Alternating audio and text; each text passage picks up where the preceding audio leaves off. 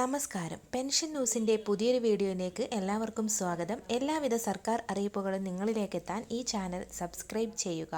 Christmas പ്രമാണിച്ച് 2 ഗഡു pension വിതരണം ഒരുമിച്ച് നൽകുമെന്നാണ് നേരത്തെ അറിയിച്ചിരുന്നത്.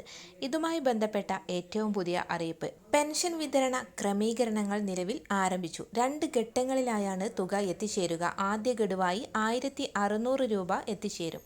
2 ഗഡുവും ഒരുമിച്ച് വിതരണം ചെയ്യുന്നതിനാണ് സർക്കാർ ശ്രമിച്ചുകൊണ്ടിരുന്നത്.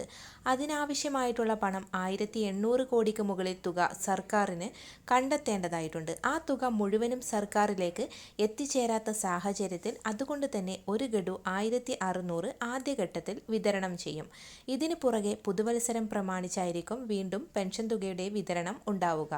നിലവിൽ 5 മാസത്തെ കുടിശ്ശിക ലഭിക്കേണ്ട സാഹചര്യമുണ്ട്. ഈ തുകയും വൈകാതെ കൊടുത്തു തീർക്കാനുള്ള നടപടികൾ ഉണ്ടാവും. കൂടാതെ 2025 സംസ്ഥാന ബജറ്റിൽ പെൻഷൻ തുക വർധനവ് ഉൾപ്പെടെയുള്ള കാര്യങ്ങളും ഉണ്ടാവും. 2024 മാർച്ച് മാസം മുതൽ മുടങ്ങാതെ സർക്കാർ സഹായം എല്ലാവർക്കും ലഭിക്കുന്നുണ്ട്. നവംബർ മാസത്തെ തുക ഇതുവരെ ലഭിക്കാത്ത ആളുകൾക്ക് ആ ഒരു തുക കൂടി ചേർത്ത് 3200 രൂപ വിതരണം ചെയ്യും. അതേസമയം സർക്കാരിലേക്ക് വിവിധ മേഖലകളിൽ നിന്നും ഫണ്ട് വരുന്ന സാഹചര്യത്തിലായിരിക്കും ബാക്കിയുള്ള കുടിശ്ശിക വിതരണം ഉണ്ടാവുക. എല്ലാവിധ സർക്കാർ അറിയിപ്പുകളും നിങ്ങളിലേക്ക് എത്താൻ ഈ ചാനൽ സബ്സ്ക്രൈബ് ചെയ്യുക.